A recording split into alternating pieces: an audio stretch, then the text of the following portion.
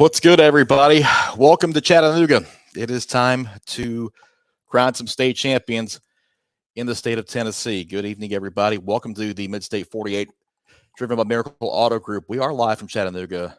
Chris, Scott, Cam, unfortunately, Tom is under the weather and can't be with us tonight, but the three of us are here. And just let me just say, this is a rarity. You will never see the three of us in the same place very often, so no, don't get used to this. Yeah, did y'all have your shots? If you see all of us in the same place at one time, that probably means there's going to be some good football being played. Or at least some food. Or at least some food. Yeah, I would say the food would probably be more likely. Yeah, and probably, well, we're going to have both of that anyway, so I'm sure that's not going to be an issue this weekend. No. Oh, a lot to get to, and a lot happening over the last 36 hours or so. Let's just dive right in while we're at it. Three head coaching openings coming open in the last 36 hours, starting yesterday. Chad Watson, don't tell me there's another one, Scott. No. Okay, I'm about to say, if we had to do something about this live, might have to throw the headset. I don't know, but Chad Watson steps down from Gallatin yesterday. Trent Dilfer is taking the job at UAB and will be stepping down from Lipscomb Academy after tomorrow's championship game. He will coach tomorrow, but he is going to UAB on Friday to start there. And then this morning also, Cody White stepped down at Brentwood Academy, so that one's opened as three big jobs. Kind of hard to blame Trent leaving right after this, and then they're going to the Bahamas Bowl, right? Yeah. I wonder if that played into it at all. Well, it would for me. It's unfortunate the timing of it. Now I know it's likely that the leak came from the UAB side. Yeah, and it's because I think the last thing that Coach Dilfer would want to do would be to take away any of the light off of his kids. A day before their championship games. That's just unfortunate timing. That being said, you have to wonder if there's going to be any effect on the kids during the game. For sure. I mean, I believe Coach Dilfer was introduced this afternoon. Yep. There at UAB. So you're normally going through your last bit of preparation the night before the game. So you have to wonder if that has any effect on the Mustangs. And guys, even if he did tell the kids in advance before the leak came out, even no matter how it came out to the kids, it's still going to affect the kids in a certain way. They certainly still have enough talent to come out and play a great football game tomorrow. But it does affect them. You probably have to lean a little bit more towards CPA than what you did before if you leaned at all towards CPA, just from a talent standpoint, overload from Lipscomb. But CPA is definitely, if I would have had CPA as a 17, 21 point dog, they're a 14, 10 point dog now. Yeah, I think that now how much of that after the first initial hit happens is residual, because after you get, it's just like the jitters, or as Coach Rathbone said last week, talking about revenge factors, all that kind of goes away after you start, after the first series of hits, that could go away and those kids just revert back to form and play. So I don't know if it'll have that much of an effect. The problem will be is if they face adversity somewhere in there, if they turn the ball over, if CPA comes out and hits them in the mouth and gets in front, if they face adversity, then I could see an effect. Yep. But I think if they go out there and start the game as they've started every other game this year and take command early, there probably won't be an effect. See, I would differ with that a little bit, is the only game this year that they did face a little bit of adversity was the CPA game. Yep. The first time around, going down 21-7 in the first half, trailing 21-16 at halftime. If that happens tomorrow, you definitely have to think that may have an impact on the game. Yep, for sure. And now these other two openings, I mean, we'll start with Gallatin, because that one, it's a program with a lot of tradition, a lot of history there. But in recent history, it hasn't been great. Yeah, it's a really hard job, guys. There's just call it what it is. There's a little bit of pressure around that program to succeed, especially in the playoffs. Coach Watson went to the playoffs all 4 years while he was with the Green Wave. If you're making the playoffs, you got a pretty good football team, and unfortunately, they've been in 6A, so they've had some tough draws in the playoffs. And as we've mentioned, the talent level really ticking up around the Midstate. Again, though, this is Coach Watson resigning, not being fired. I do believe that Coach Watson may be a player in the new Kirkwood High School job in Clarksville, where he has a little bit of familiarity. It's a possibility. It wouldn't surprise me. He had success there, and I think that to hear him talk, he did enjoy the area up there. That's all, conjecture.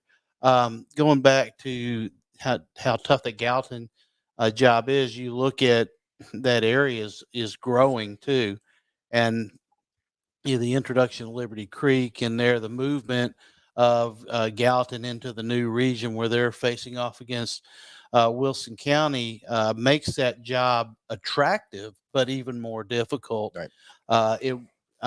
You have to wonder if Gallatin looks inside to somebody they already have, or do they look at a former Gallatin coach like Coach Inman at Portland, or if they go completely outside of that. Yeah, if we're throwing names out there for that Gallatin job to keep an eye on, I would definitely keep an eye on Chase Brooks over at East Robertson, a longtime assistant at Beach, just right down the road from Gallatin. A lot of familiarity with the community and such, and what a job he did this year with that Indian program. So I would definitely keep his name in there. But Gallatin is still, as you said, Chris, it's still a big enough job to draw some bigger names. So anybody's a player there at Gallatin High School. Yeah, Certainly. That's a community that it wants a winner desperately, and it deserves a winner just because of, the history of Gallatin football going so far back. Like Calvin Short and a lot of historical coaches and figures there. It's been tough for them going in 6A now. Yeah, what this new region, what you mentioned, Scott, it's going to be interesting. It's more traditional for them than it has been, but it is going to be more difficult for sure. Sure. And then Brentwood Academy, Cody White steps down. He apparently headed back to Texas, where he came from. BA is as good a job as there is around this area. Let's just kind of call it like it is. Especially right now, when you got a quarterback like George McIntyre that's only a sophomore. Yeah. Whoever gets that job is definitely going to like what he walks into. Yeah, you would think that maybe you want to push that off for another 3 years, but there's some traction about going home, and Coach White has done a wonderful job there. Again, you wonder what direction Brentwood Academy goes. Do they look at somebody that's inside the program, like a Coach Kalmus or some of their other, or do they look to some of the other programs, maybe towards Memphis or Knoxville, or even into the Atlanta area? That's a program that is good enough to reach out anywhere across the just like Lipscomb is good enough to reach out across the country and draw a good name. Yeah, for sure. That Lipscomb and Brentwood Academy job, as you said, Scott, could definitely be a name from anywhere across the country. Could come be the next head coach at either one of those programs. The Gallatin search probably a little bit more locally known, and I believe that will stay the same. And let's just remember how close Brentwood Academy was to being down here tomorrow. They were literally 6 inches away from beating McCauley or beating Baylor in that semifinal game 2 weeks ago. Yeah, it depends on who you ask. They did. Right. Yeah. And it makes you, it does make you wonder, how long has this been in Coach White's the back of his mind? You wish nothing but the best for him in going home. Yep. Certainly wish them all the best and safe travels for them as they head on to their next venture. And believe we've got to get a little business with Player of the Week done. I'm going to pull that up for a second, but I want to ask you guys first before we do that. All 3 Division II games tomorrow. It's going to be a full day for us because we're covering all 3. Yep. Give me your initial thoughts on what of course, you mentioned, Lipscomb Academy and CPA already, but I want to hear about the others as well, just before we move forward. Just kind of initial thoughts about tomorrow and what you're expecting out of those games. One word: talent. There's going to be more talent on the field tomorrow than probably Friday or Saturday. However, guys, this is one of the most talented group of teams that we've had in the state championship weekend in a very long time. You're going to see dozens of Division I football players tomorrow alone. You're probably going to see about a dozen of them on one team in Lipscomb Academy, but the talent is really the difference. Looking forward to tomorrow, that 1A game, Division II 1A game between Friendship and Nashville Christian. Can Friendship's defense hold up against the young freshman Jerry Curtis? Is Jerry Curtis going to come out as a freshman in the state championship game and have the jitters? Anything like that could happen, and that's one of the. All three of those matchups are enticing in their own, but that's the matchup that I'm looking forward to in 1A, and then AAA. Guys, if it's anything like that first game, it'll probably be the best game of the weekend. I'll call it right now. If we're doing word association, I would look at my word would be competitive. I think that each of these games are going to be competitive. You start with the first game. You have a contrast in styles. There, I'm probably jumping ahead because it's actually the first game is CPA. Yep. CPA Lipscomb's first. Yeah. Yeah. I jumped order. That game, like you said, that game, the last time it was played, CPA did jump out and take it to him. Lipscomb had to come back. These teams know each other. They know each other extremely well. I think that bodes well for both teams as far as how competitive they can be with each other. The second game is a contrast in styles. You have the high-flying Nashville Christian Eagles. You have the ground grind team of the Friendship Christian Commanders. I think that game is I think that game has the potential to be an absolute barn burner. I really think that those two teams, even though their styles are totally different, they both can put points on the board. It's going to be really, really interesting how that game turns out. And again, I agree with you. I think the NBA Baylor game is stacks up to be one of the best of the weekend. Just the quarterback matchup there alone is worth the price of admission.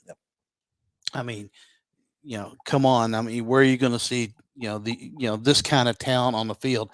I'm really, really interested to see what NBA's defense can do against Baylor's offense. I think that is the one thing that NBA hasn't had this year, is to have that kind of line and those kind of linebackers all at the same time.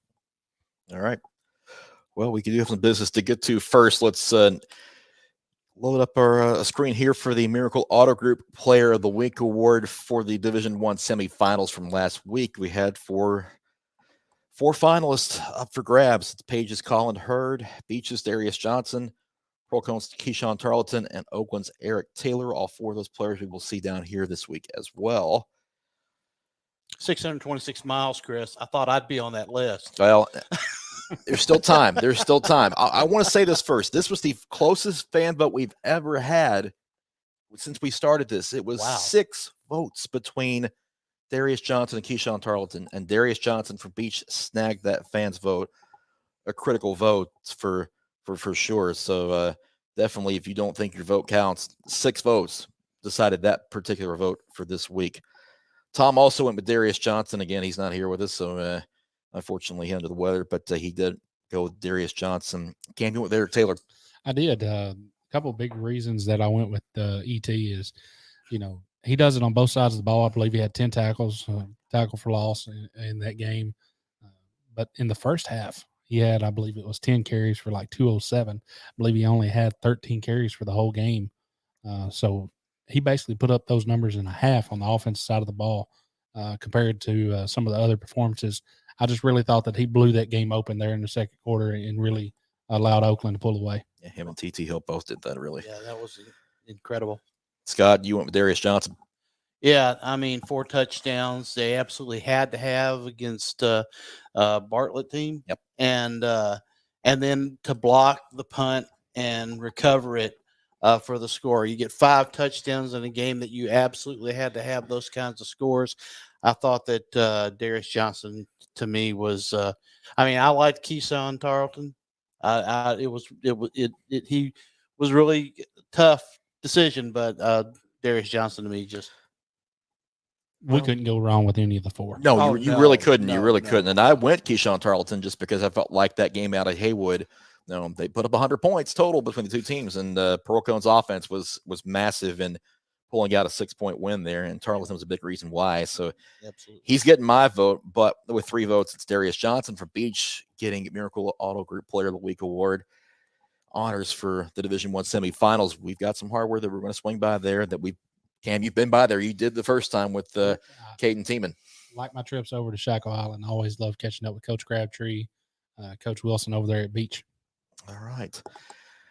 And as we do every week, let's hear from our fine sponsors at Miracle Auto Group.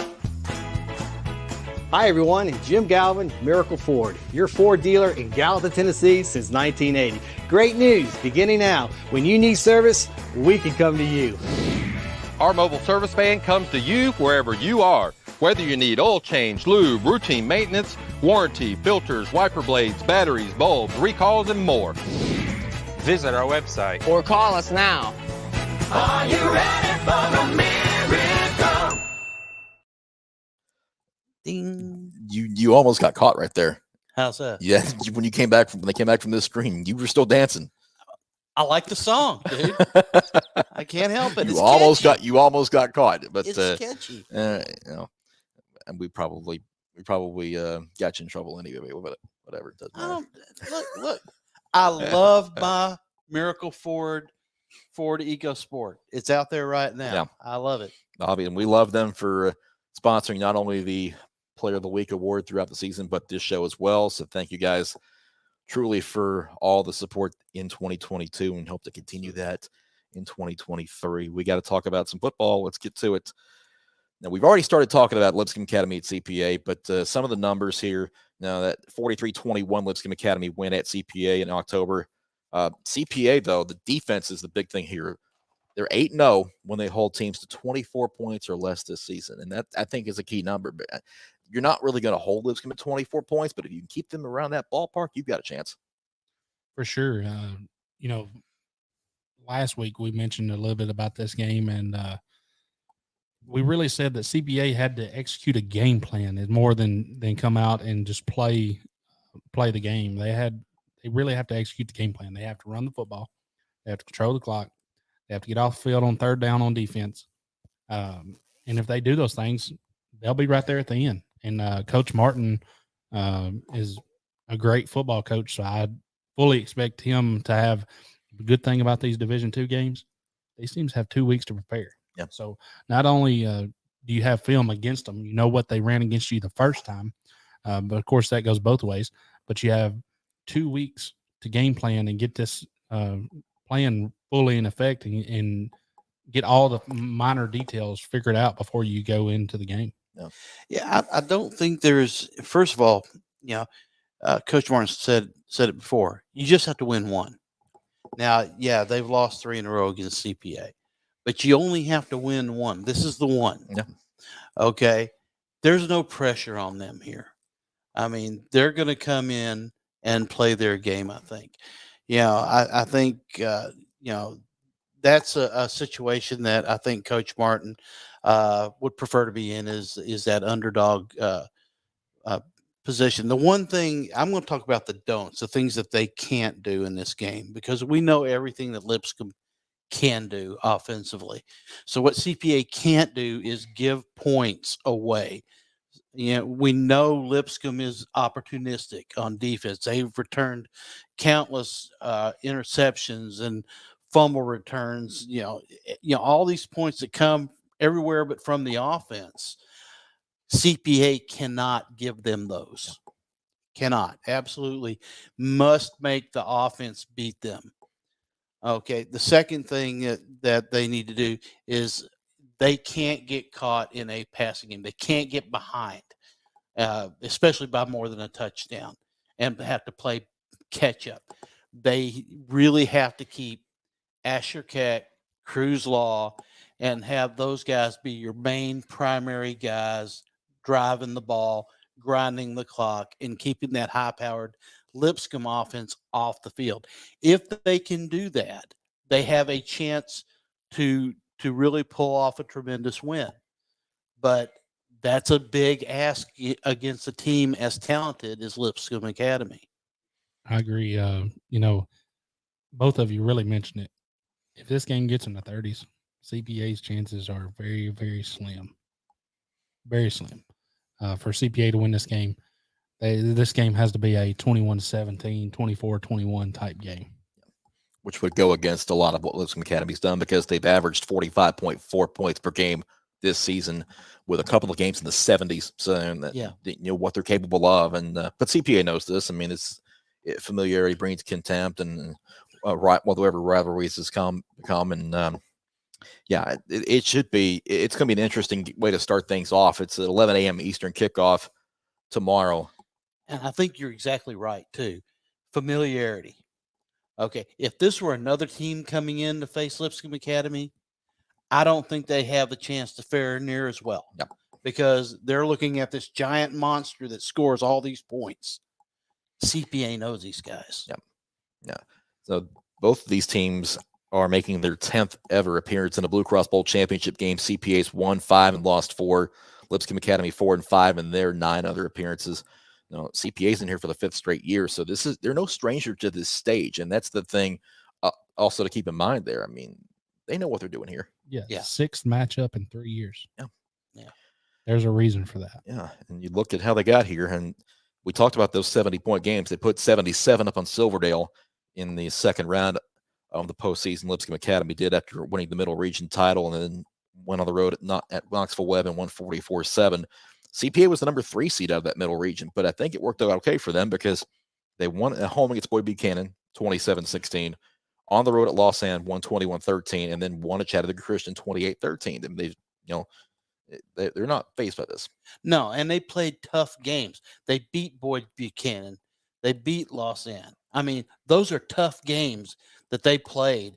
And not that Lipscomb didn't, the teams they play weren't difficult to play against, but I don't think they were quite the caliber as that. So, CPA may be more battle tested at this point of the season, or this late in the season going into this game. Hey, you guys bring up a good point there. I mean, I'm curious to see if Lipscomb Academy is involved in a close game in the fourth quarter again against CPA, what that's going to look like, because, who knows? They did have one game against Thompson yes, early on in the year where the defense answered the bell. The defense scored a touchdown to win that game for Lipscomb. And they're definitely good enough again to do it again tomorrow. Tomorrow, if you want to see the best defense in the state of Tennessee, regardless of classification, watch Lipscomb. They have 4 dudes that are going to play Division I football. Yep. And we've talked a lot about CPA and what CPA has to do, and that's just because Lipscomb Academy is so good in all phases of the game. Everybody does their job. And I think that, that's, despite all the circus that's going around, that's what they're going to be, that's got to be the mantra going into this. Yep. Do your job and we'll come out on top. And if they do their job, I think that, when they do that, they're nigh unbeatable. I'm going to add one key for CPA here. Find a way to spring London Humphreys for a big play some way, somehow.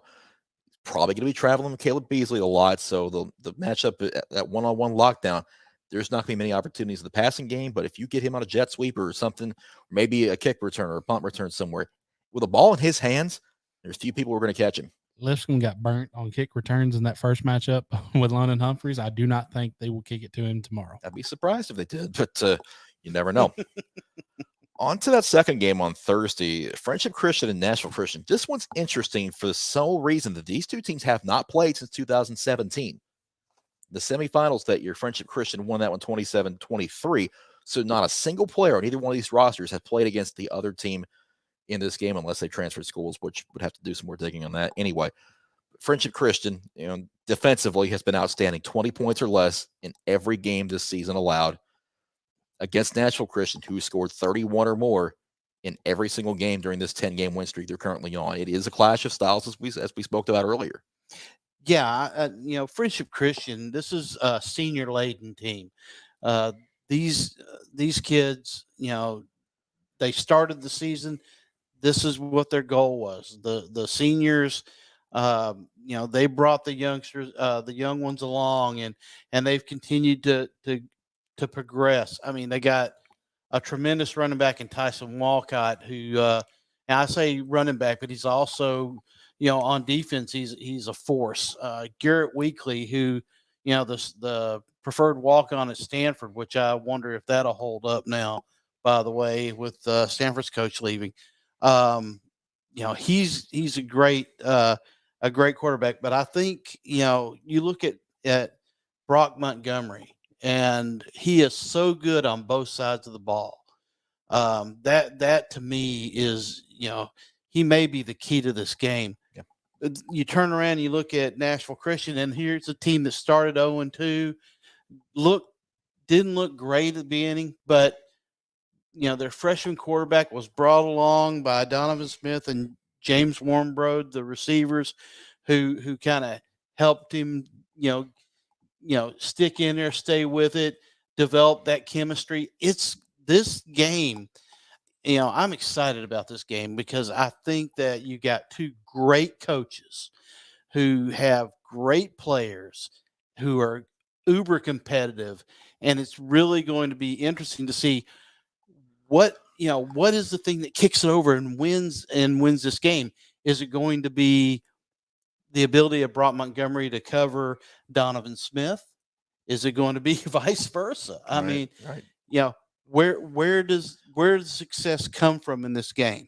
Yeah, I definitely think you have the key player there. Brock Montgomery is going to be probably the biggest player in this game for either team, more so defensively than offensively, in my opinion. As Tyson Walcott, I believe Friendship has a recipe that they have followed throughout the playoffs, and that is hand the ball to Tyson Walcott and get enough defensive stops to win the game. And it's worked up to this point, and I think nothing changes tomorrow. One thing to keep an eye on, though, is Nashville Christian has scored so many points this year, and they've been in a couple close games, but every close game that they've been in have been shootouts. Yeah. Friendship don't do shootouts. No. They're too good on the defensive side of the ball. So if this is a low-scoring game in a single possession game, does Nashville Christian panic at all? Not being able to do exactly what they want to do whenever they want to do it, as they have to so many teams this year. Yeah. If you're looking to get a nap in the afternoon, don't do it during this game, because there's going to be a lot on both sides that'll keep you awake and entertained for this one. This might be, I think this may be the best game of the Thursday slate, just to be completely honest with you, if I'm having to dole that out now. Friendship Christian, 6th time in a championship game. They're looking for their 4th title, but their last one in 2017. They're 3-2 all time in championship games. Nashville Christian was here last year, lost to DCA in that championship game. Their 3rd all-time appearance. They're 1-1 with their win coming in 2015. So it's been 7 years since the Eagles have claimed a gold ball. They're looking for number 2 this year. Won't be their last time getting to this point with Jerry Curtis. Yeah.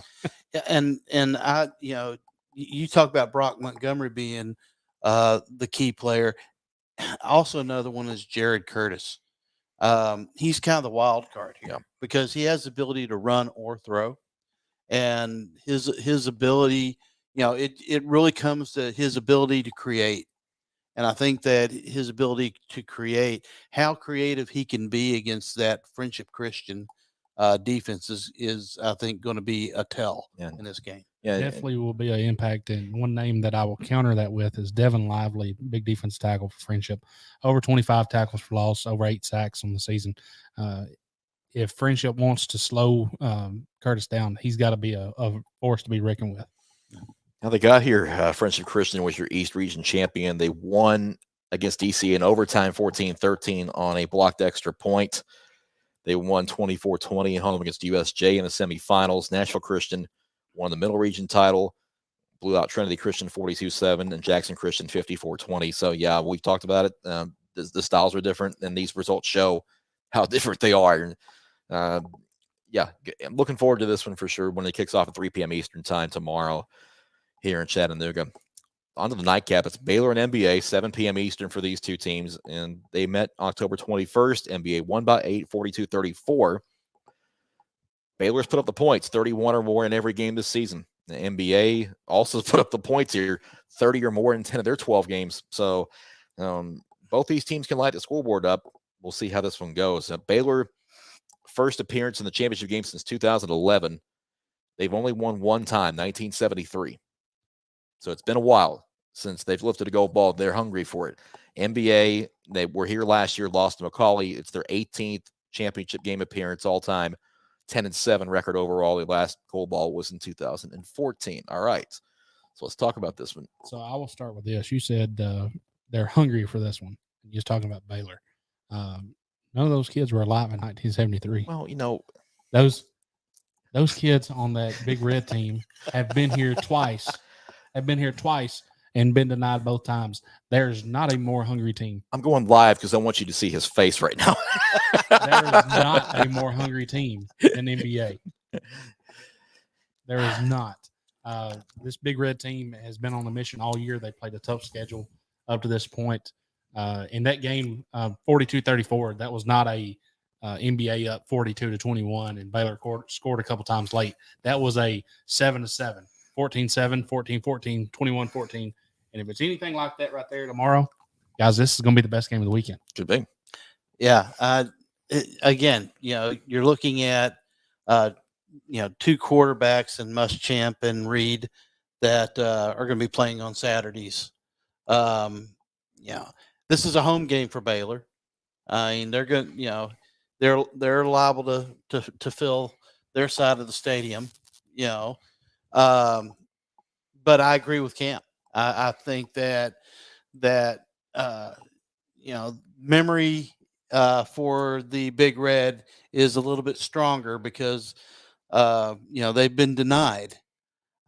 This is the last ride for Marcel Reed. I think that Coach Uvart's got all the pieces, and he's got the running back, he's got the offensive line, he's got the defensive line. But I honestly think the linebackers are the strength of this team. And I think that if they can get after Muschamp, I think that they have a really good chance of winning and making this a bigger win and not getting into that give and take as they did last time. Too much talent on Baylor's offense. It's going to be in my opinion, I believe it's for NBA to win. It's going to be that type of game. But NBA they're going to have to get probably 2 stops. If they can get 2 stops, I believe they win the game tomorrow night. Let me ask you this. If one team gets up 2 scores, is that a difference maker? Or if Baylor gets up 2 scores, yes. In my Big opinion. time. Yeah. Big time, yes. Yeah. If NBA gets up 2 scores, Nothing changes. nothing Nothing changes. changes, Yeah. 'cause Because of Baylor's firepower. Nothing changes except Baylor may, especially if they're having trouble stopping Marcel. Yeah. Baylor may feel pressed to onside kick a little bit earlier than you would normally onside kick. Well, let me ask you this. Special teams, who has the edge? Close. Yeah. It's maybe a wash. Yeah, I'm not. I would say probably a slight lean to Baylor due to return game, but that would be my only bet. Because I'm wondering if it's going to be intangibles in this game. I mean, could be. That do it. Is it going to be a return? Is it going to be a field goal? Is it going to be a missed extra point? Those kind of things are going to be in this game. It's going to be that tight. I believe it's if I'm not mistaken, his name is Amari Jefferson, sophomore for Baylor. Has got a lot of SEC and ACC offers. He could be the guy in special teams to be able to change that thing, as he is rated an athlete. So anytime, it's kind of a clue there. Whenever a person is listed as an athlete, a lot of the times he can do it on all 3 phases of the game. Usually means he's the best athlete on the field. Yeah. So look on the screen to how they got here. Baylor was second at East Region to NBA, who won that East Region title. Baylor won over MUS 42-16 at home and 44-39 at Brentwood Academy. We all know how that game ended. NBA 33-14 winners over Christian Brothers, and then 28-27 against Macaulay, where they had to fend off a 2-point try. So, yeah, that's Thursday's just so it's really interesting. I mean, it may not necessarily get the draw crowd wise because it's on Thursday, but these are going to be some good games. It's something to look forward to for sure. Yeah, I always wondered that. I mean, these games looks, they're such great matchups. You're getting Saturday games on. I mean, it's like New Year's Day. Mm-hmm. I mean, honestly, it's a New Year's Day slate on a Thursday. From being from the public school side of things, this used to be the deal where everybody would say, those are the private schools. Don't nobody care about those schools. Guys, these teams are just as good as everybody else, if not better. These games tomorrow are going to be, I think tomorrow has a stronger chance of being the best day out of the weekend than the worst day. Yeah, I agree with that. Now, when you say Publix, I started thinking about food again. That's I don't know. Hey, not a sponsor. We're No, Team Kroger over here. Right. Yeah. Well, hold on. Piggly Wiggly for the win, guys. Let's go. Hometown foods, yeah. Yeah, there we go. Food City. Yeah. All right, let's take a quick break and hear from another one of our fine sponsors at Innovate Medical before we go forward.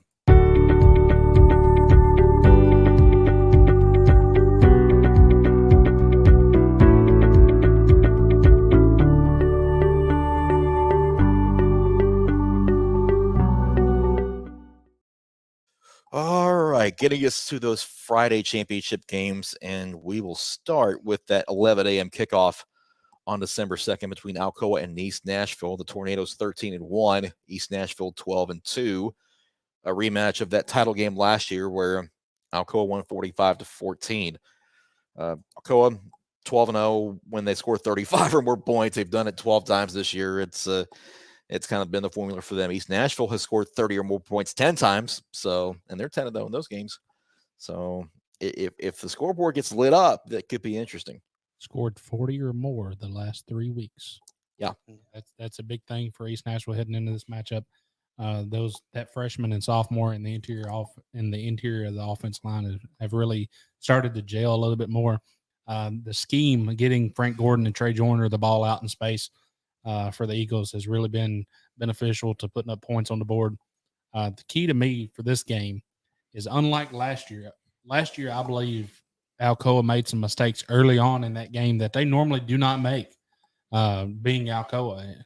And East were kind of wide-eyed, yeah. And first time being there, they weren't able to capitalize on those, and ultimately wound up making some mistakes themselves. I believe Alcoa fumbled early. Mm-hmm. Yep. East drove down to about the 25 and then had a snap go over their head Yes. all the way back to midfield. Yep. And Alcoa recovered. And the game really changed on that. And then I believe it was a bad punt. Just the little things early, and then it just started to steamroll against East. And I don't believe that will happen this year. I believe East won't be wide-eyed, and if any mistakes come their way, I do believe Coach Stewart's team will capitalize on them. Yeah, listening to Jamal Stewart in that media conference the other day, he said just as much. I mean, special teams killed them last year. They're not going to have that deer in the headlights look this time, and they shouldn't.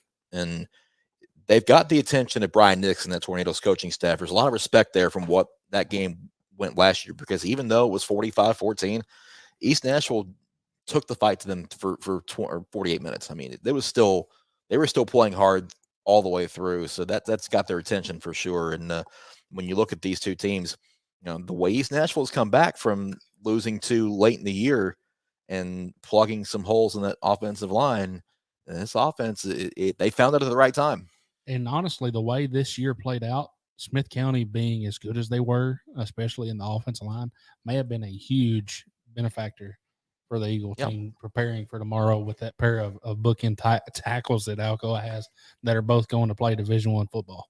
Yeah, you're talking about, I know that you have Mr. Football finalist Lance Williams, also the running back Jordan Harris, both of them finalists for Mr. Football that Alcoa has. But the one thing that has carried this East Nashville team this year has been the defense.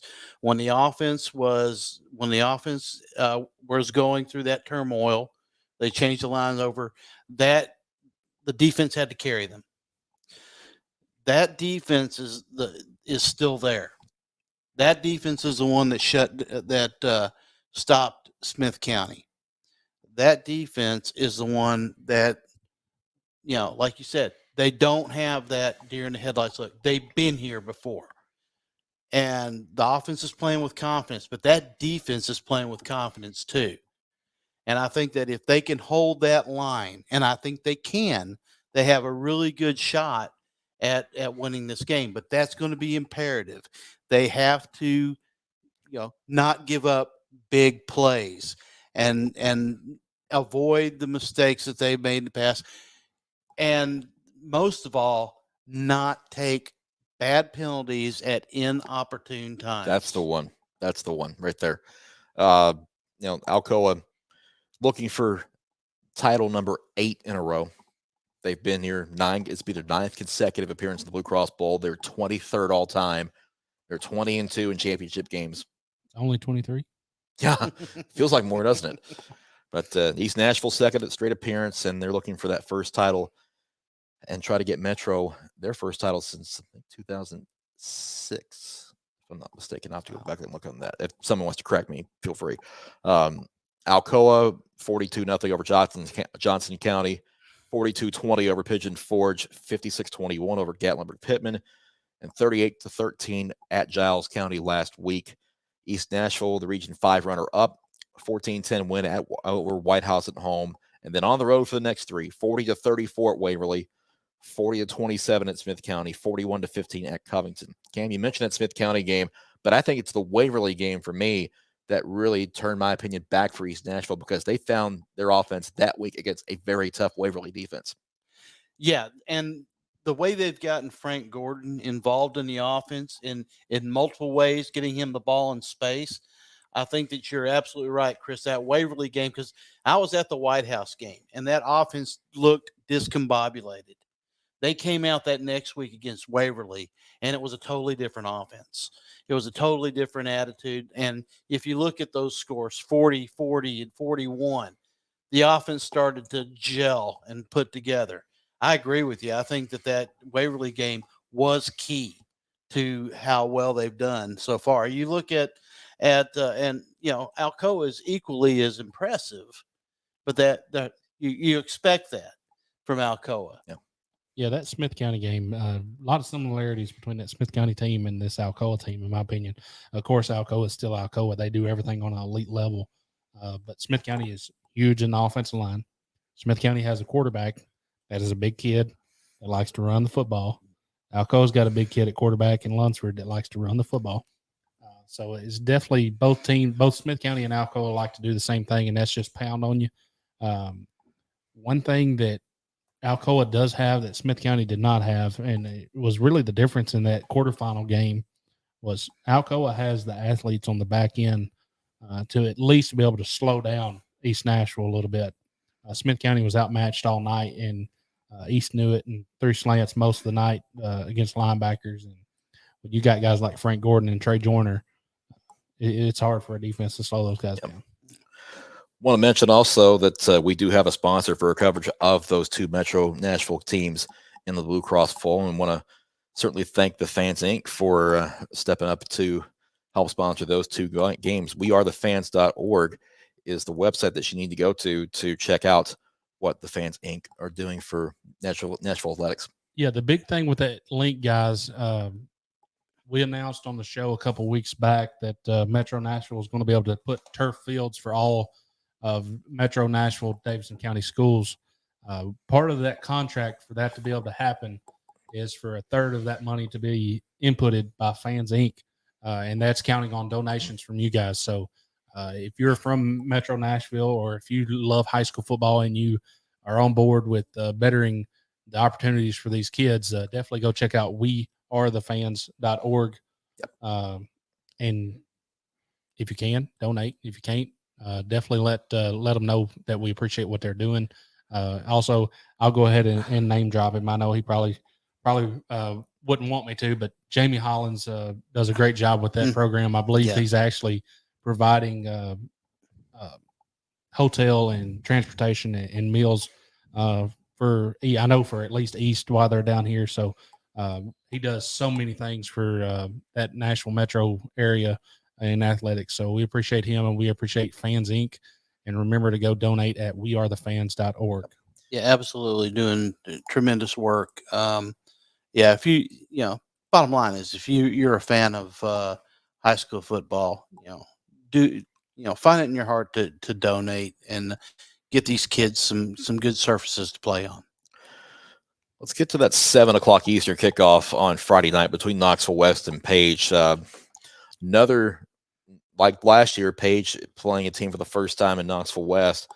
Knoxville West's defense, guys, they've held 8 opponents to less than 10 points this year. A lot of teams have been not finding a lot of luck offensively against them. Paige, though, if they get to 28, that's a good number for them. They're 11-0.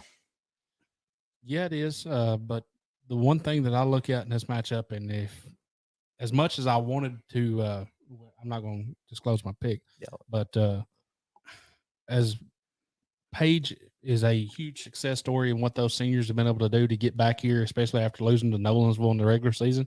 A lot of people didn't think that this was possible. A lot of people picked against them in the playoffs. Throwing a little bit more shade at you guys, but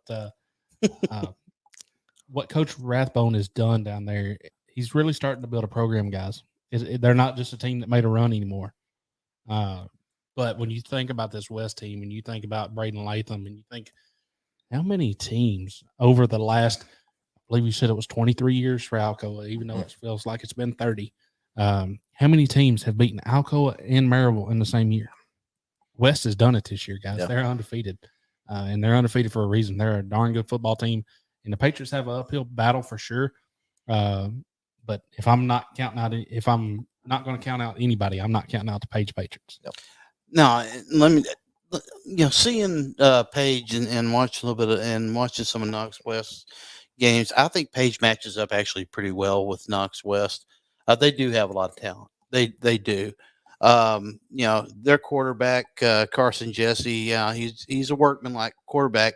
Braden Latham is the straw that stirs the drink for this team. He has prior to the Powell game, he had 1,483 yards, 24 touchdowns. He's 6 foot 191. But I think that Paige's defense is underrated as to how tough they are, and we saw that last week against Henry County. We saw it against Nolensville. I think that their defense is very good. I also think that Knox West defensively, they have some great players. 55 is a leader on defense. Their best player, C.J. Smith. They have a big physical front, but they're susceptible to the pass, and I think that's something that that Paige showed that they could do effectively last week. Knox got some fortunate bounces last week in a 7-point game. They had a punt return TD. They had a 99-yard interception return on a slant on the goal line. They're beatable. And I think if anybody can beat them, it's a Charles Rathbone-led team.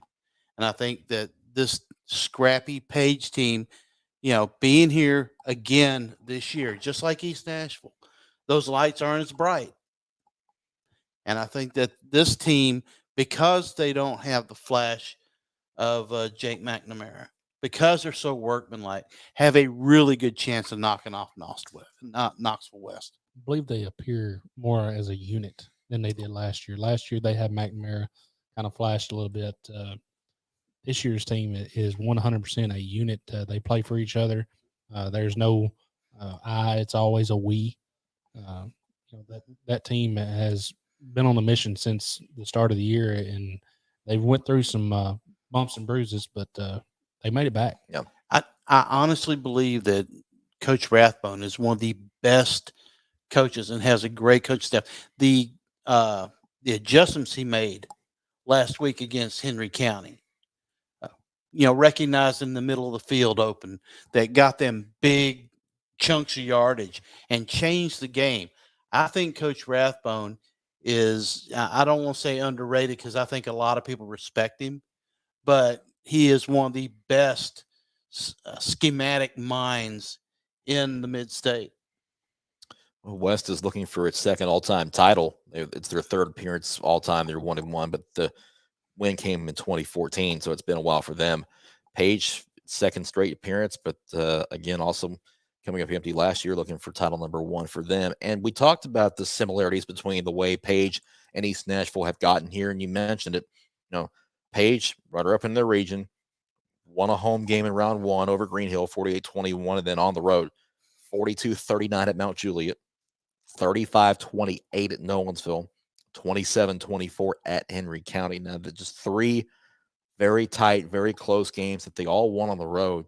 That says something about the way this team is able to handle itself when away from the confines of Rudderville. Yeah, they will not quit. Yeah, they will not quit. And if it's a close game, West has been in some close games this year, but probably not as many as Paige. West Region 2 champion, 56-7 over David Crockett, 68-14 over Morristown West, 49-7 over Daniel Boone, and 28-21 at Powell in that semifinal game last week. Again, it's a 7 Eastern kickoff for that Class 5A championship game. Knoxville West trying to go unbeaten. Finish 15-0. Paige, if they get that 13th win, it'll be a lucky number for them because that'll be their first title. Yep. All right. Before we go any further, let's hear from one more sponsor and the Fifth Gear Technology Concepts. In today's business world, it can be expensive to maintain a staff of experienced and knowledgeable IT personnel, especially for a small or medium-sized business. You don't have the time to monitor your own systems or stay up on the latest cybersecurity or technological solutions while trying to service your customers. That's why you should contact Fifth Gear Technology Concepts. Fifth Gear is an award-winning managed service provider that can manage your business needs with local and responsive IT support services. Fifth Gear specializes in fully managed or co-managed IT support, cybersecurity, cloud solutions, and superior customer care that can fit your budget. Call today and learn more at 615-606-3121 or visit us at fifthgearconcepts.com. Fifth Gear Technology Concepts, the latest insights and information in the world of IT. Scott, I had to confess I was trying to share that to my Facebook page during that break. So as we come back in here, I kind of had an inception moment because I'm seeing this live on Facebook and then I'm looking at it here. It's just kind of weird. Well, I was wondering because it sounds just like the voice in my head. Yeah. And I was like, are you guys hearing this? I couldn't figure out where it was coming from. Oh, man. Yeah, it's been a long day. It's going to be a long weekend, but we're certainly ready for it. Obviously, want to thank Fifth Gear Technology Concepts. They sponsor our scoreboard show during the year, and we'll be back next year as well. Let's get into those Friday games. First off, we'll start with Anderson County and Pearl-Cohn, that 11 a.m. Eastern kickoff. Again, a game that will be sponsored by the Fans Inc., as we mentioned just a few moments ago. First time these two teams have met ever, and not just in the playoffs, but on the field in any type of capacity. Anderson County, big offense, 42.1 points per game. But then Pearl-Cohn on the other side, 46.1 points per game in the 12-game winning streak they're currently on since that 0-2 start. Yeah, and the big thing, Anderson's first ever state championship appearance, and I believe Pearl is looking for their first title since '97. Guys, this game could be the first one to 40. One thing that is hurting it right now at the moment, of course, we're filming Wednesday night. Chance of rain up until about noontime on Saturday. Could play a little bit of a damper on what Anderson County wants to do is they want to throw football behind Walker Martinez, Mr. Football finalist. I believe he has – how many touchdowns did you say you got on there that He's got 50 touchdowns. Yeah, 50. Yeah. Just think about that for a minute. 50 touchdowns, and he's a high school quarterback. Yeah, well, almost 3,700 yards passing. I mean, this is a high-flying offense. And, the one thing that the one plus that Pearl has is speed. They can match speed for speed. And that I don't know that Anderson County has seen a team with as much speed as Pearl-Cohn has. I honestly believe that this, as much as as high flying as they are, Pearl may be one of those teams that can kind of slow that down and force them to run the ball. Well, you talked about athleticism, and last week I think Anderson played a comparable, maybe not the exact same, but a comparable opponent in Red Bank, and they struggled. Yeah. They were down 13-0 at halftime. Wound up having a big second half, winning 29-13. But I believe that answers your question on if Anderson has seen the athleticism or not. They have, and they struggled with it. So that definitely has to be an advantage for Pearl-Cohn. Well, I don't want to say the improved play, but the emergence late of Keyshawn Tarleton. That's something we have to look at. His ability to throw, to make plays, to create, to improvise. That may be something that they're not 100% used to, at least at that rate. I just think that Pearl is a totally different animal, and definitely a totally different animal than they were at the beginning of the year. Yeah. When they granted they dropped to Cane Ridge, a good team on, where they had just came out flat in the opening game, then to an NBA team that is, let's face it, just a really good team. Yep.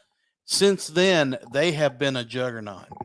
And guys, this game is kind of a amazing to me, because I can't decide whether it's going to be an Anderson County big win, a Pearl big win, or a close win. I mean, there's no way to get your handle on it to me, because I mean, there are so many different moving parts in this game. The only handle I got on this thing is if the rain does hold off, there's going to be a lot of points in this game. Yeah. I really do think that. But you mentioned those losses by Pearl-Cohn, the loss to Cane Ridge and loss to NBA. They scheduled those games to win the game last week, and it worked. Mm-hmm. So they have a good shot of bringing home a gold ball tomorrow or Saturday for the first time since 1997. How big would that be if East and Pearl? It'd be huge, because first off, Metro Nashville has never had two teams playing for a championship at the same time. It's been in Pearl, as you said, since 97. East Nashville would get there first. I mean, there's a lot of pride in that community, and if both those teams bring back gold balls, look out. That's gonna be some fun times. I mean, that just speaks to how the competitiveness of the Metro region is getting, and it'll get to the other schools eventually. Yeah. But I mean, to have two teams here and two teams with good chances to win. Yeah. I think that speaks volumes. I believe it was Hillsborough. I think in 2008 was the last time that. That would have been Eric Gordon's year. Yes. They beat Maryville 7-0, I believe, in the state championship game. Yeah. So let's take a look at how both teams got here. Anderson County, the champion out of Region 2, a 55-6 win over Seymour, 30-24 over Elizabethton. That was a big one for them to get over that hump. They had to deal with either Greenville or Elizabethton. They hadn't had any success against either one, and then winning that game against Elizabethton, massive for that program to get farther than they did. Was massive for sure, but guys, the matchup was the next week. Right, Yeah. and 38-7 over Greenville. I tweeted out one of the players had a comment after the game. They had a highlight of his touchdown run. Gavin Noe, running back there for Anderson County. They asked him about the emotion he let out, and it was actually one of the later touchdowns, so it actually was kind of just adding on at that point. But he said he felt like he had 10 years of emotion, built up emotion that released. This Anderson County team's been good off and on for about 10 years or better, but they've always ran into Elizabethton or Greenville, and that's pretty much been the end of their season. Yeah. This year they ran through Greenville to get here. So they're definitely on a mission, and they have a star-studded team. They have a big, tall 6'5" receiver that's going to be a handful for Pearl tomorrow or Saturday. Guys, this is going to be a great football game too. And then that win at Red Bank, they mentioned they were down 13-0. They won 29-13. So they recovered from that one quite nicely. Yeah, and you mentioned those two games, the Elizabethton game and the Greenville game. And when I was looking at these two teams, trying to figure it out, I was like, wow, they knocked those two off. And I started looking at Pearls, and I was Jackson, Southside, Hardin County, Lexington. And then I looked at Haywood, and I said, Haywood was the team I thought was going to be here. And Pearl matched them, point for point and won that game. And any team that can knock off Haywood can win this gold ball. Yep. Yeah, I'm 100% on board with that. I believe 5 weeks ago when the playoffs started, if you would have asked people in 4A, they would have said, well, it's going to be Anderson or Greenville from the east side. And then on the west side, it was one team, and it was Haywood. And Pearl went and knocked them off. So, Yeah, Pearl-Cohn, 38-0 over Jackson Southside, 54-21 over Hardin County at home. Then on the road at Lexington, 141-24. Then that 53-47 barn burner at Haywood. I don't know if we necessarily, like you mentioned, the rain possibly for Saturday morning. I don't know if we necessarily see 100 points put up in that game, but if they do, who knows? of course, we are on turf, which helps. Yep. A lot. Yeah. And But, however, when a team throws the ball as much as Anderson, if it is raining, it will affect a little bit. Yep. I'm wondering about Pearl-Cohn on turf. They're used to playing at home on grass, but I'm wondering Pearl-Cohn turf, do they get faster? Yes. And, Yeah. and what does Yeah. that look like? I was going to say they're not fast anymore. They're really fast. No, they're called the speed crew for a reason over there at Pearl-Cohn, and give them the turf. Look out. Yeah. All right. Now we get to turn our attention to that 7:00 kickoff on Saturday night between Oakland and Beach. Both teams enter this game 13-1. Beach and Oakland have played 5 times before, but none since 2000. So it's been a while between these two teams. Beach won that one game by 14 points, but nobody cares about that. Beach 3-2 all time in the series. Yada, yada, yada. Okay. Oakland has scored 38 or more points in 13 games. They're 13-0, obviously. Beach has held 9 opponents to 10 or fewer points this season. And a little more context there. Oakland trying for a three-peat in 6A. It's never been done before at this level. It's their 10th Blue Cross appearance all time. They're 6-3 in those games. Beach has been here a few times as well. They've been here on 3 other occasions. First time since 2017. They won in 2009 and in 2012. All right, guys, let's talk about this one. I want to say first off that when I looked at this game, this might have been the best possible outcome for this particular game being pretty good because Beach and Oakland look a lot alike. Yeah, absolutely. Both of them want to run the ball and run it well. Both have really good defenses.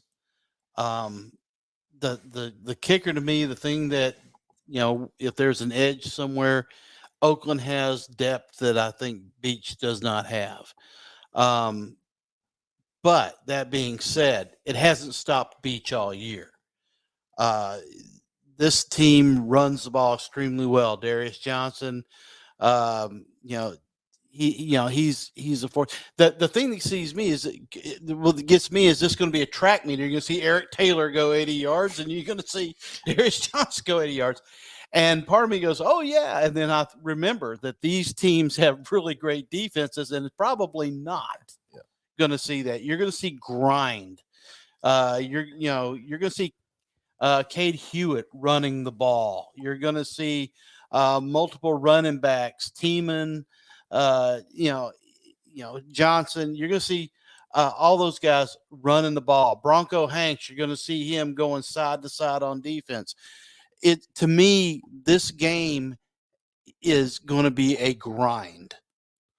Yeah, to me, this game, you have to probably lean Oakland if you're a common fan. But, however, when you look at it defensively, maybe a slight lean to Beach, honestly, with the way that they performed this year. Yeah. Offensively, slight lean to Oakland, just too many of them. They have a lot more depth. Special teams wise, kickers a wash, but what Jeremiah Collins can do versus Caden Tiemann, that's a really unique situation too. I would go slightly Oakland on the kicker side with Jacob Taylor. I would go Beach on their ability to block kicks and then kickoff return. That's definitely a wash because of the way Jeremiah Collins and the Beach returners can run those things back. That's going to be something to watch in the special teams game too. Look out for that because big plays could come from those teams. And the big name, you mentioned everybody's name except his. I know you were thinking about it. JP Courtney. He's the guy. He's the guy that can bruise Yes. and batter Oakland. He's Yes. the guy that can go 4 yards in a cloud of dust. keep this thing in the 20s and really give Beach a chance to win this football game. Yes, thank you for outing my old brain. But yeah, absolutely. Yeah, I wanted to say his name so bad. I knew the first two, but I didn't want to get the last name wrong. But you guys, I honestly believe that Beach may be fundamentally a better team, not making the mistakes. Oakland does a good job of recovering from adversity. And I think that Beach may be more disciplined team, not by much. Yeah. But enough that if Oakland turns the ball over, gives Beach an opportunity, that Beach will march through it. I think you're splitting hairs a little bit there, but yeah, I can see that. I can agree with that for sure. It's not a big margin at all. No, I don't think it's a huge margin. No. But I mean, that's the one thing about Beach is that they're like Iceman. I mean, they pound you and they grind you until you make a mistake. Yeah.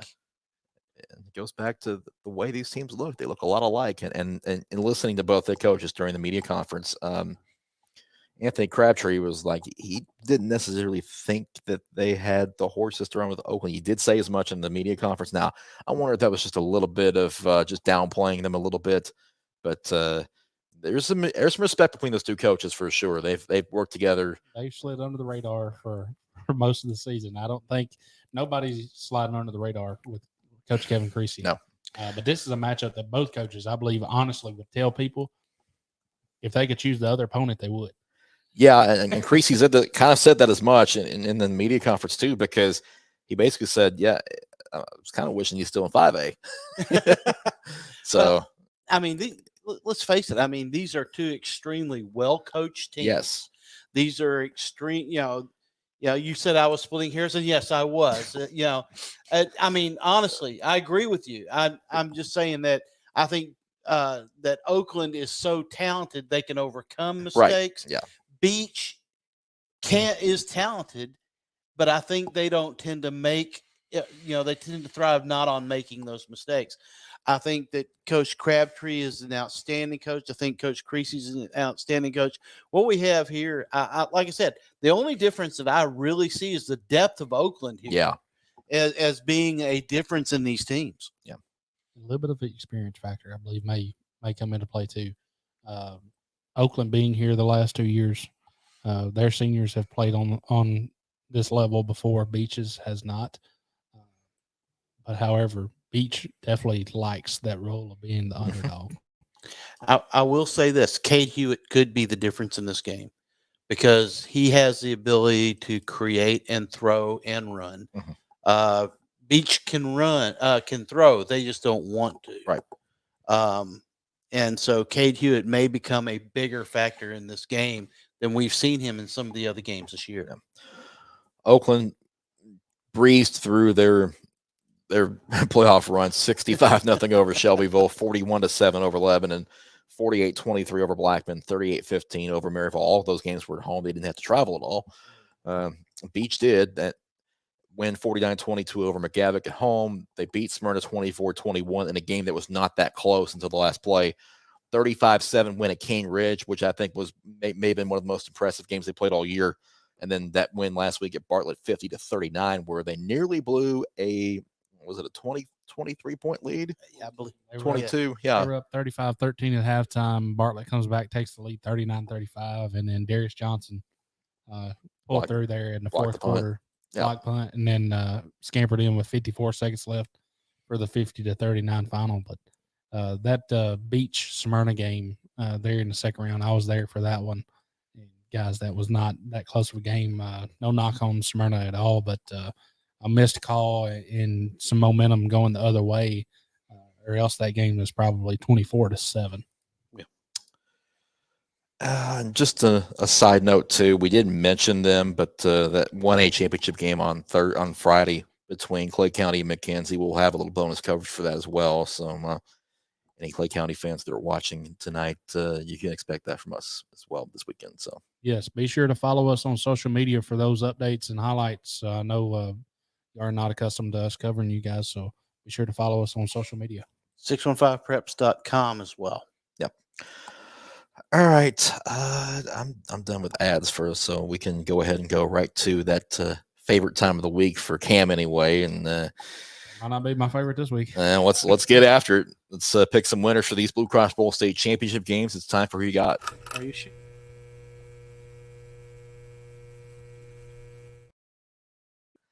Well, we're down to it. 1 week left, 9 games to pick, and I got one shot to catch Cam. 4 games behind him. Scott's 5 games behind Cam and can catch me. I don't care if you get second or third. If I can't win it, I don't care. So just You ain't first, you last. you ain't first or last. That's right, Ricky Bobby. That is right. The fans have taken over possession of 4th place. They've had a big playoff run too. 11-1 last week. They put Tom back in 5th, and then Reggie. Reggie is he can get 100 wins if he wins them all. But, Reggie's not real worried because Reggie right now is in my recliner. Yeah. Let's check out how last week went.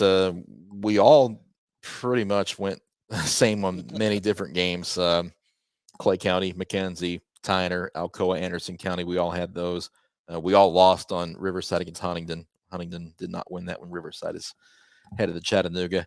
And then on the second page, I took my shot with Powell. Almost came up with an upset, but didn't quite work out for me. But Tom had Covington against East Nashville. Eagles advanced out of that one.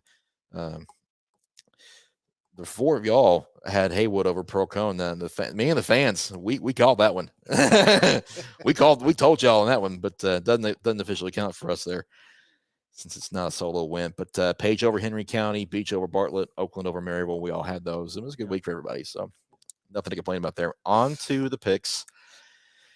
And we're going to reveal them all. Well, actually, you know what? I'm going to do something different. I'm going to let Reggie lead us off. We have all 9 games lined up. We're just waiting on the Reg to come in here and make his picks. He was being a bit of a diva because he was pouting. He's just looking around. We left him for. All right, he's made his first selection. I'll have to wait and see who that is. That is Pearl-Cohn. And he's made his second selection, and it appears to be McKenzie. You couldn't pick Bulldogs. No. Now he's looking over here, and he's pretty much covered up Beach. He's gone after the Oakland Patriots. So now he needs to come over and run the gauntlet of mice. Oh, by the way, I didn't leave him at home alone, okay? Okay. All right, I'm going to say that he took this one, and he's taken Baylor over NBA. All right.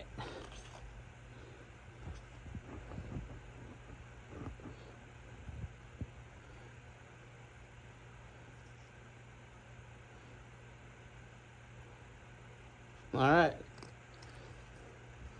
He has chosen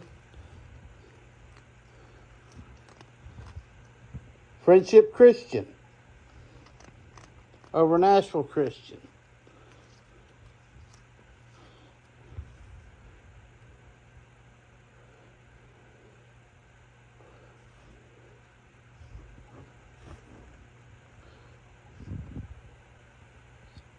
And now he wanted to break. Yeah. Easily the most elaborate one we've done He this made year. a choice. Like And I he has said, chosen the Paige Patriots. he had been being difficult.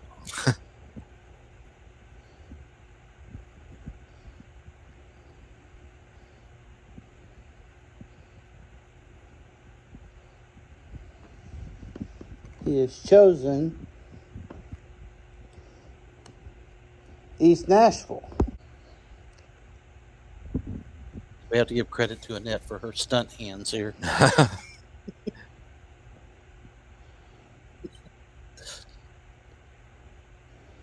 Needing a little bit of coaxing here. Yeah, I'm telling you, he's And he has chosen the Lions of CPA. There's his cat pick of the week. yeah. Well, Reggie. to be fair, he did pick Paige. CPA against Oakland. That's also Thank one you. that nobody had. Right. Yep. Yep. That's definitely one that he can hang his hat on. And we're just going to reveal all the picks at once on this next screen. But first, we'll show you how we've done overall with 9 games to go. 562 out of 689 for Cam. Now, which one of these are we counting? Are we counting? Both of them count. Both of them. Both of them count. Both of them count. We So- wouldn't show both of them if they didn't count. So how about this? I'll take the win on the first one. You can have the win on the second one, and there's no stress this weekend. Hey, you know what? I'm okay with that. We'll take one. We'll take one of each. I'll finish third. You know what? There's no stress on that for me either. All right, here we go. On to page 1. Clay County and McKenzie. We've all got McKenzie in that one. Reggie's got Riverside over Tyner as well. That one was one that was not shown in the video. CPA. Reggie's got CPA over Lipscomb Academy, and the rest of us are on the Mustangs. Just too much talent. Yeah. I do think CPA, that game may be closer than the 22-point game the first time around. But ultimately, I just think even with the distraction of Coach Dilfer, because that is what it is, I just think there's too much talent on that team. Yeah, it's kind of hard to pick against Lipscomb Academy right now. They're just rolling. Yeah, I feel like once they have to go hit somebody or block somebody, that distraction is going to kind of go back of mind and be out of the way for a while, and they'll be able to do what they needed to do. Nashville Christian against Friendship Christian. Okay. Scott, you and I have taken the Eagles on this one. Yep. Reggie, Tom, and Cam were with Friendship Christian for this one. The reason I went Nashville Christian is because I looked at these teams and, I was looking for the X factor. What I thought would be the difference in this game, and I keep looking at Jared. I just think that the quarterback position, if it's a tight game, he can blow it open. If it's a shootout, he can keep up. I think that his ability is just is so good, and his rapport with his receivers is just so good that they can put points on the board. That to me was the X factor here. Oh, I took Nashville Christian because I figured Cam would take Friendship Christian, and I got to catch him. So, plus this was one game that I realistically thought could flip. Yeah, this is a 50-50 game, guys. I just picked to kind of lean Nashville Christian, kind of lean Friendship Christian because I did pick them in the preseason. We will reveal those after the state championship games on what our kind of compare our preseason picks to what actually happened. And Are we sure we want to do that? wise man once said, "Well, you get on that horse, you got to ride it." Also, Devin Lively at the start of the year, I posted some tweets about Friendship putting in some extra work before the season started. And he basically posted and said that this team had one goal, and it was a go ball. And right up under the go ball, it's got a piece of tape and in Sharpie it says "Go get it." And they're here, and tomorrow they're going to go get it. Yep. Baylor and NBA. Reggie and I are taking Baylor over NBA, and the rest of y'all are taking the Big Red in this one. I just feel like, if one team's going to topple NBA, they're fixing to face it. Baylor is going to have basically a home game, and that can't go unnoticed here. It's going to be a difficult environment for NBA just because of that. Browning Trainer. To me, the linebacker core of NBA is going to be the difference. I think they'll do a good job of keeping Muschamp in the pocket, making him, keeping him from rolling out and creating. I think that they'll do a good job of shutting down the run. I think that is the difference to me. That and the defensive line, I think, of NBA is just the difference. Really, the lines on both sides. I think that Coach Everard has got the team. I think after 2 silver, it's time for the Big Red to get a gold. Yes, that senior class was denied as freshmen. They were denied last year as juniors. They got over that hump this year. They beat McCallie twice, one time in Chattanooga. This team has been on a mission all year, and it's finally here. I do think from that first matchup, I believe that NBA is more equipped to make adjustments to what Baylor does than what Baylor has to make adjustments to what NBA does, because NBA does the same thing regardless. They're just really good at it. Similar to the Oakland team in 6A, they're going to run the football, try to stop it if you can. Where NBA, they have a dual threat quarterback. They're going to throw the ball enough to keep your defense honest, and then Marcel's going to take off running. Marcel probably have over 100 yards rushing tomorrow night. One factor, though, that could be a big game changer is Jonathan Moore. It's supposed to be a cold game tomorrow night. It's supposed to be down in the 30s. Jonathan Moore and that big offensive line lead the Big Red to victory. All right. On to page number 2, Alcoa and East Nashville. Cam and Tom have Alcoa. The rest of us are on East Nashville. Now, I picked Alcoa over East Nashville at the start of the year, but the way East Nashville beat every team that beat them last year before Riverdale, I feel like redemption could be in order for them. Just the way this team is approaching things, how they've come back from some turmoil and basically gone through the playoffs and taken care of business. Like Jamal Stewart said, they're not going to be deer in the headlights. They're not going to be scared. They're going to deliver the first punch tomorrow against Alcoa. I think they hit Alcoa in the mouth and we get ourselves a barn burner. I agree. And I think, I look at, all the other games, I'm looking at players. This game, I'm looking at Jamal Stewart. I think that this team has taken on so much of his personality. I think this team is so much wanting to deliver for him that I think that they have that ability. Like you said, they've been here before now. They know what it takes. I don't know that, Alcoa has faced, they faced great competition, but I don't know that they've faced a team with this much determination. I just think that if it's going to happen, this is the year. I agree. One of the reasons why, it's easy just to say, well, they're Alcoa at the end of the day. That's why I picked Alcoa. One of the reasons why I picked Alcoa is this is fresh again for Alcoa. Having Coach Brian Nix, first year head coach, I believe he's going to be determined to get the first one and show that it wasn't all Gary Rankin. Of course, Gary Rankin is probably the greatest high school coach in Tennessee history. However, at the end of the day, it's a program, and he has left that program, and Brian Nix is taking the wheel and has definitely not veered off the side of the road yet. So I believe Brian Nix is just as determined as that East Nashville team, and they will come out prepared and ready to play. Now, I also think that East will come out ready to play. I do think it's a lot closer than last year. This could be a one-score game, but I believe Alcoa gets it done.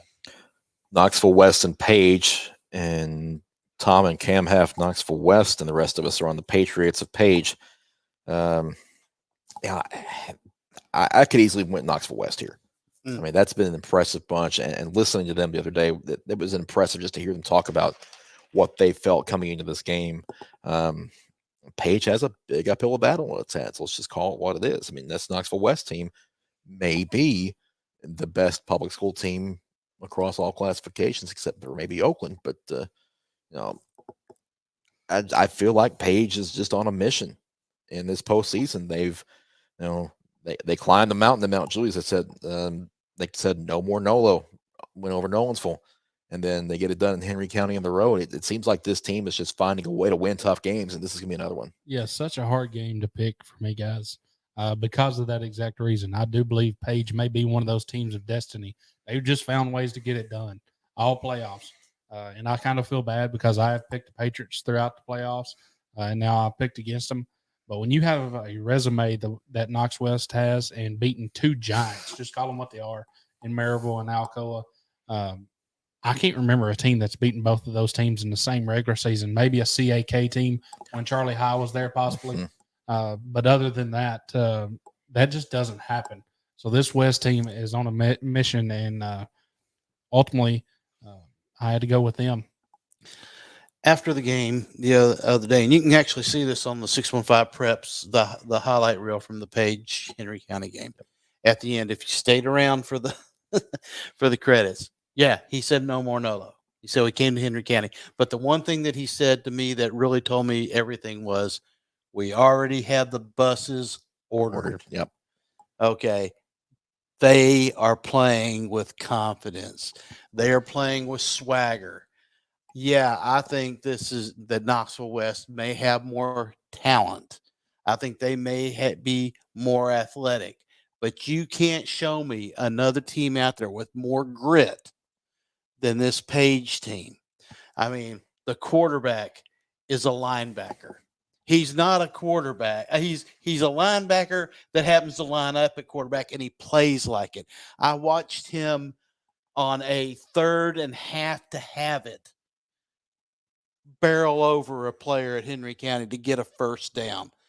That was not a quarterback play. I watched wide receivers make adjustments in the air to get catches when they had to have.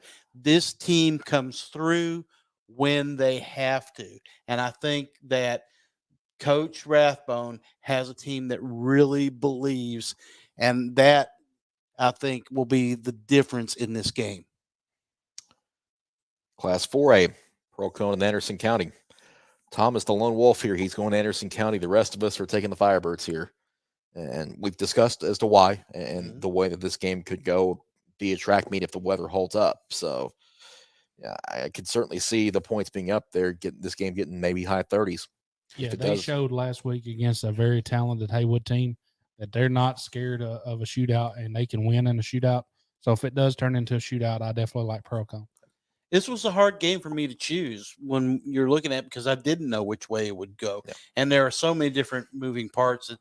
But I just feel like a team that can win against Haywood, match them blow for blow, can stand with anybody, and has to come into this game with some fortitude, with some courage.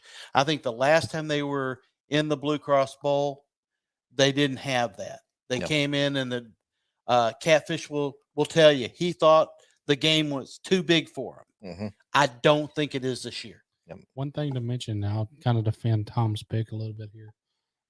Pearl-Cohn a little bit young, kind of a little bit ahead of schedule, some people would say.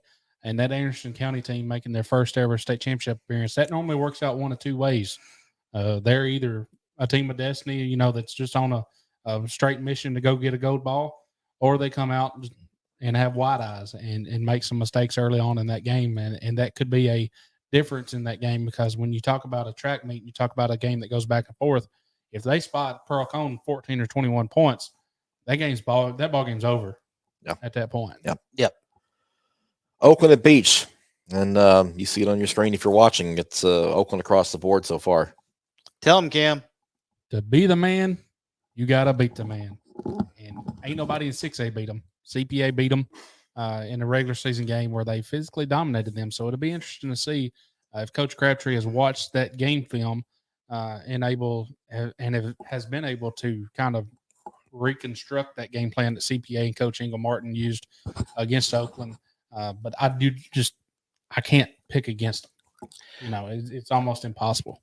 Yeah, I said it before. I think that Beach plays with Oakland for a while, but I think eventually that depth that Oakland has, when your running back is also playing linebacker or defensive back, that takes a toll. Oakland can move players in and out and replace them, get some rest. I think that becomes a problem in the fourth quarter, and that Oakland will finally pull away.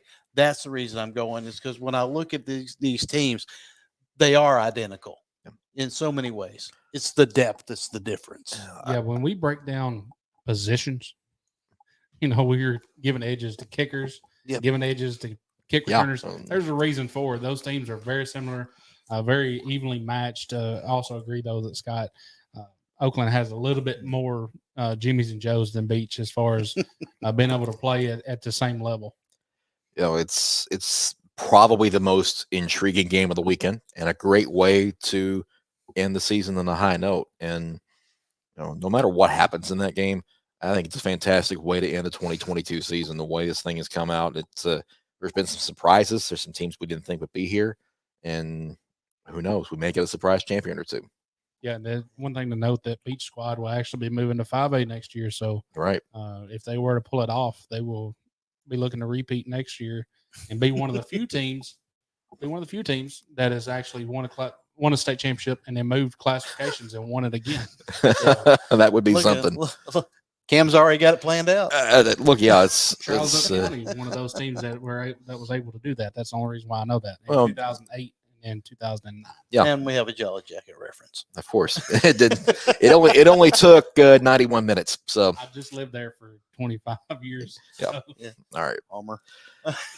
Wow, it's been a loaded show. It's been a lot to talk about and a lot to go through, and the 8 games that we'll have on the sidelines this weekend. Certainly a lot of intriguing storylines, and should be some great football all weekend long.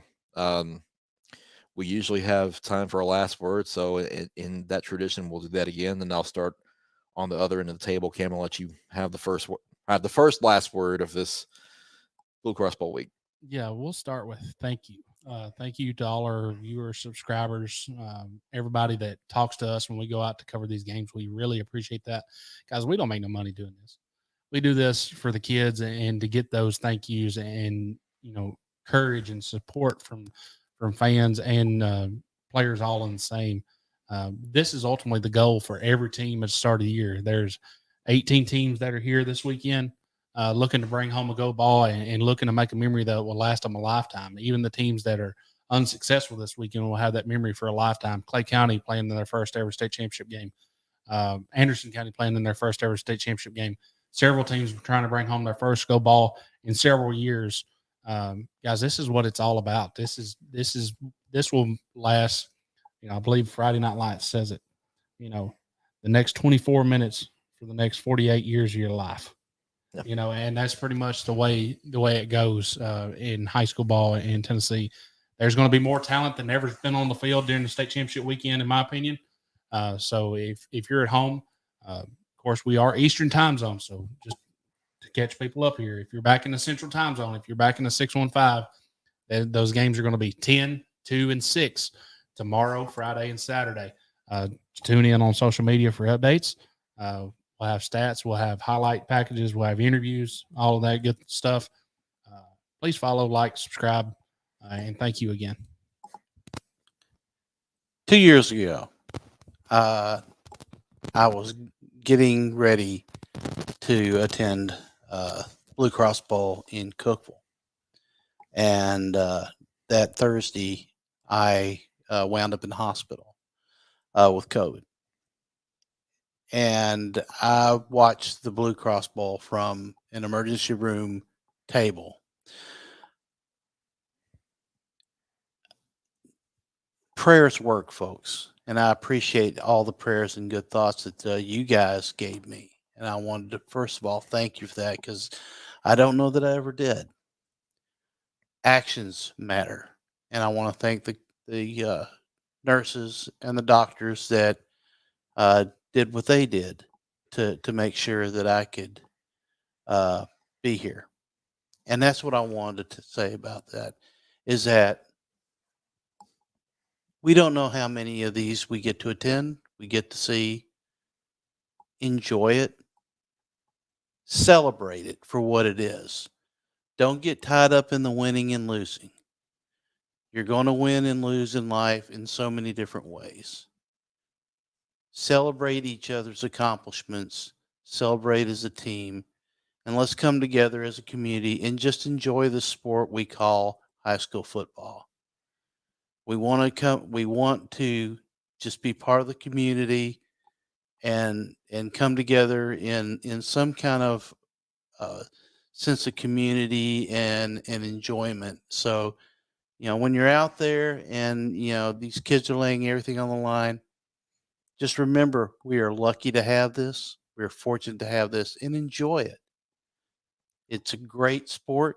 These are great kids. enjoy the games.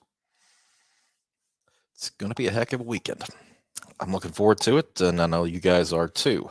Thank you to everybody, as Cam said, who has stopped us on the sidelines all year long. We certainly enjoy that.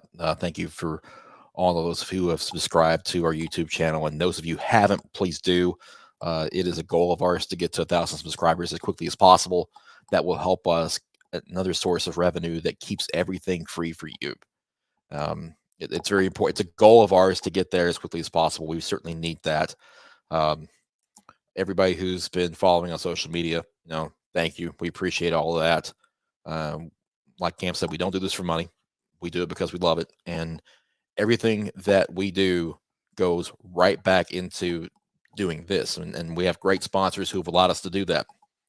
Miracle Auto Group, Innovate Medical, Fifth Gear Technology Concepts, The Fans Inc., and anybody else who has sponsored us even in the last 4 years. Certainly want to thank them as well. Can't do it without them. Can't do it without you. And we can't keep going without you. So as we get to turn the calendar to 2023, consider, subscribing to your YouTube channel, making sure you're following us. We're hoping to make some website upgrades very, very soon. That's kind of a goal of ours. After some difficulties, him insane. He's not wrong. He's not wrong. It is driving me absolutely batty. But other than that, that's something for the off season. We're here in Chattanooga covering these games, and this is our focus all week long. Love to see you down here. Hopefully, either whether you're here or whether you're home enjoying the games, have fun, enjoy the games. Make sure to check out our stuff in the next 3 days. And we've got some Player of the Year stuff we need to talk about in a little while as well. We thanked you for saying hello, but if you're down here in Chattanooga this week, say hello. Yeah. We do not bite. We love to talk football. Get a selfie with Cam. Yeah, get a selfie with Cam. Get a selfie with Chris. Just don't get one with Scott. We're good. We're all three good sports. So if we picked against your team and you're not happy about it, we don't care. Let us know how you feel. Last year, Reg took a little heat. He did, but he's got a big fan club following now, it seems like. And he's the next Corso. Maybe. I don't know. But I don't know if wearing the helmets would be a good idea for him or not. No. People might get suspicious when he keeps putting on a cat head, right? Well, it is his brand. It is his brand. So, in keeping on brand, we got to get out of here, honestly. But it's been 90 minutes, and in keeping on brand, we're hungry. We need food. And we'll see you guys right back here next week for the Midstate 48. We'll wrap up the season and maybe do some more fun stuff as well. So enjoy it. Thank you all. We'll see you next week. Enjoy the games, everybody.